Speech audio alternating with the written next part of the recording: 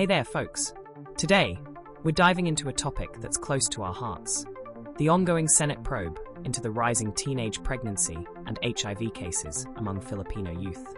This investigation focuses on implementing Comprehensive Sexuality Education, CSE, under the Department of Education's DepEd, Department Order 31, Do 31. At the heart of the debate lies the effectiveness of CSE in curbing these concerning trends. The Senate aims to assess the pilot program implemented in Regions 1, 7, and 11 to refine its nationwide rollout. Comprehensive Sexuality Education under the microscope.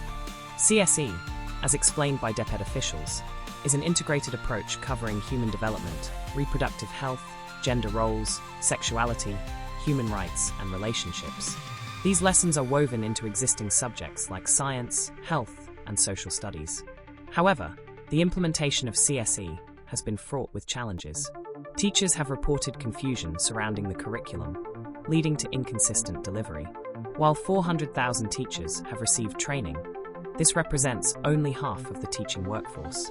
Concerns were raised about the limited integration of resources from the Department of Health, DOH, and the Department of Social Welfare and Development, DSWD, within schools. Alarming statistics paint a grim picture. Senators expressed grave concern over the presented statistics. Although teenage pregnancies saw a decrease from 209,000 cases in 2012 to 142,000 in 2013, the numbers remain alarmingly high. Furthermore, HIV cases among youth aged 19 and below have surged from 629 in 2019 to a staggering 1,059 in 2024. Legal basis and scope of CSE debated. The Senate also delved into the legal foundation of CSE, which is rooted in the Reproductive Health Law, RA 10354. This law focuses explicitly on adolescents aged 10 to 19. However, the expansion of Do 31 to include younger children from kindergarten to grade 12 sparked controversy, with some senators arguing that it deviates from the law's original intent. Parental authority and curriculum content fuel heated exchange. The hearing also witnessed a spirited debate on parental authority and the content of the CSE curriculum. DepEd officials clarified that CSE is designed to supplement, not replace, the role of parents in educating their children about sexuality. They refuted claims that CSE teaches controversial topics to young children, emphasizing that the curriculum focuses on age-appropriate foundational knowledge, such as body parts and personal hygiene. The path forward. As the hearing concluded, senators emphasized the urgency of revising DO 31 to ensure its alignment with the Reproductive Health Law. Improving teacher clarity and training was also deemed critical. Looking ahead, the Senate called for stronger interagency collaboration and strategies to address the needs of out-of-school youth and tackle the growing threat of online child exploitation and abuse. The Kalabaw Media will continue to provide updates on this crucial issue as the Senate continues its investigation. Senate dives deeper into CSE implementation, addresses concerns over clarity and training. Manila, Philippines. The Kalabaw Media continues its coverage of the Senate inquiry into Comprehensive Sexuality Education, CSE. The session delved into the specifics of DO 31's implementation, focusing on areas of confusion and the need for enhanced teacher training. DepEd vows to clarify policy and align with RH law. Senators voiced strong concerns about the lack of clarity in DO 31, hindering effective implementation. In response, DepEd officials, under new leadership, assured the Senate that the policy is under review. Weekly meetings are being held to revise DO 31 and ensure its alignment with the Reproductive Health Law, with updates expected soon. Curriculum details and teacher training scrutinized. While 400,000 teachers have undergone training, the Senate highlighted the need for more specialized CSE instruction. DepEd clarified the curriculum's emphasis on foundational knowledge for students under 10, such as body awareness and personal hygiene. For older students, lessons become more explicit but remain age-appropriate. Lawmakers expressed concern about the potential disconnect between DO 31's general wording and its actual implementation in classrooms, fearing that teacher confusion could trickle down to students. UNESCO guidelines sparked debate. Using UNESCO's International Technical Guidance on Sexuality Education as a reference point also drew attention. Some senators questioned the cultural appropriateness of certain concepts introduced for younger children.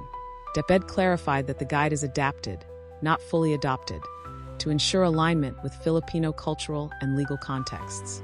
Pilot study results and nationwide rollout challenges.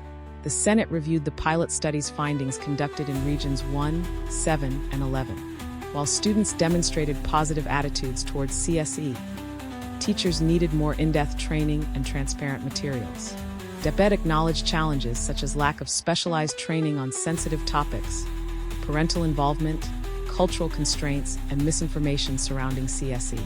They outlined steps to address these challenges, including strengthened training programs emphasizing cultural sensitivity and religious considerations.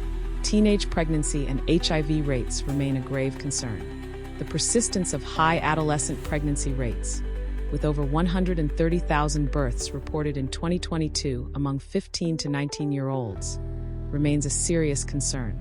Senators also highlighted the alarming statistic that 47% of new HIV cases occur among individuals aged 15 to 24, emphasizing the need for preventive measures. The way forward: clarity, training, and collaboration. DepEd committed to immediate action, focusing on clear policy communication, comprehensive teacher training, and resource provision. The broader goals include collaborating with DOH and DSWD for a holistic approach to adolescent health and ensuring CSE content aligns with cultural and legal frameworks. The Kalabaw Media will continue to bring you the latest developments from this critical Senate inquiry.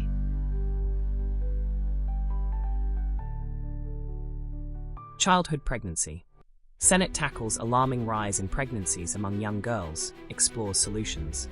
Manila, Philippines. The Kalabaw Media continues coverage of the Senate inquiry, where the focus has shifted to the disturbing rise in pregnancies among very young girls, a phenomenon now being termed childhood pregnancy. The gravity of this issue, particularly for girls aged 10 to 14, dominated today's discussions. Childhood pregnancy, a crisis demanding urgent action. Senators stressed the urgent need to reframe the issue from teenage pregnancy to childhood pregnancy, highlighting the alarming reality of girls as young as 10 becoming mothers. The implications of statutory rape for pregnancies involving minors under 16 were underscored, with the Senate acknowledging significant gaps in preventing sexual abuse and enforcing existing laws. Puerto Princesa offers a glimmer of hope. A case study from Puerto Princesa provided a ray of hope. The Roots of Health program, implemented over 15 years, successfully reduced adolescent pregnancies by providing comprehensive sexuality education to 100,000 students and 6,500 teachers. The program's success was attributed to its age-appropriate curriculum and strong coordination with health and social services. Curriculum gaps and early sexual activity. Scrutiny of the DEEP's 2016 K-12 curriculum revealed a critical gap. While puberty is introduced in grade 5, age 10, and family health and responsible parenthood in grade 8, age 13, this may be too late for the most at-risk age group, 10 to 14. Data presented to the Senate showed that sexual activity often begins earlier than these lessons are introduced, and access to contraceptives comes even later. Disturbing statistics underscore the urgency. The Senate was presented with stark statistics. Increasing pregnancies among the 10 to 14 age group, including a reported case of an 8-year-old mother in Sulu. Over 4,200 cases of repeat pregnancies among minors were also recorded. A correlation between early pregnancy and socioeconomic factors was noted, with higher rates among less educated and poorer youth. Government agencies outline action plans. The Commission on Population and Development, POPCOM, presented its comprehensive action plan, focusing on 5 key areas. CSE, improved access to reproductive health and social services, strengthening mechanisms to prevent sexual abuse, addressing socioeconomic factors, and promoting positive adolescent development. The Department of Social Welfare and Development, DSWD, outlined its programs for teenage mothers, including the Pantuwid Pamalayang Pilipino program, for PS, with its parenting modules and the Youth Development Sessions, YDS, which focus on life skills and decision-making. A pilot initiative, Protect Project, aims to address adolescent mothers' psychosocial and economic needs. Empowering parents, a crucial piece of the puzzle. The Senate emphasized the importance of parental involvement, highlighting Republic Act 11908, Parent Effectiveness Service Act. This act empowers parents to actively participate in their children's upbringing and education actively, encouraging partnerships between DSWD, DepEd, and local government units to engage parents through PTA sessions. Challenges and the road ahead. Despite these initiatives, challenges remain. Insufficient funding for DSWD programs beyond the pilot stage, the late introduction of sex education, and the need for more vigorous enforcement against sexual abuse were all highlighted. The Senate recommended strengthening interagency coordination, mobilizing parents through PTAs, and implementing community-based programs to address socioeconomic factors. The Kalabaw Media will continue to follow this critical inquiry and bring you further updates. Parental role in CSE and controversial content spark heated debate in Senate hearing. Manila, Philippines. The Kalabaw Media continues reports from the Senate hearing, where the inquiry into comprehensive sexuality education took a new turn today. It focused on the role of parents and sparked a heated debate over controversial content within the CSE curriculum. Parental involvement in sexuality education, a growing need. The Senate heard alarming statistics revealing that only 12.5% of youth reported discussing sex at home, a significant decline from 16% in 1994. Parents themselves acknowledge their limited capacity to discuss sexual and reproductive health with their children. DepEd and other agencies emphasized empowering parents through better training and guidance. Local government units, key players in CSE implementation. The crucial role of local government units, LGUs, in community-level CSE implementation was also highlighted. LGUs are instrumental in raising awareness, providing access to health services, and strengthening local capacity for effective CSE delivery. National Youth Commission presents sobering statistics. Data from the National Youth Assessment Study, presented by the National Youth Commission, NYC, painted a concerning picture.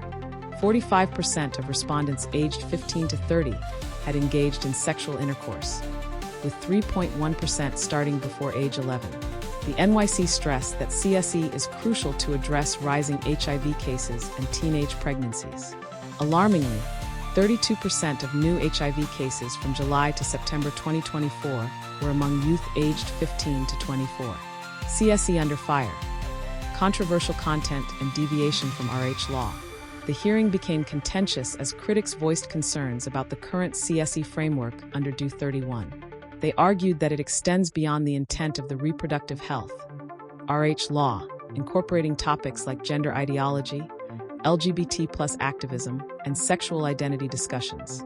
A stricter alignment with the RH law was demanded.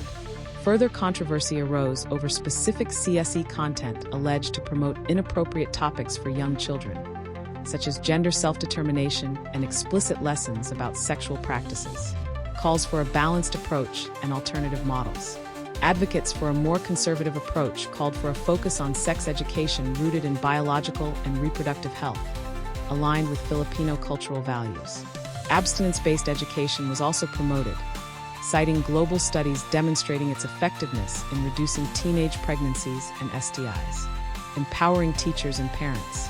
The need to equip teachers and parents with comprehensive resources and training to navigate sensitive topics was emphasized.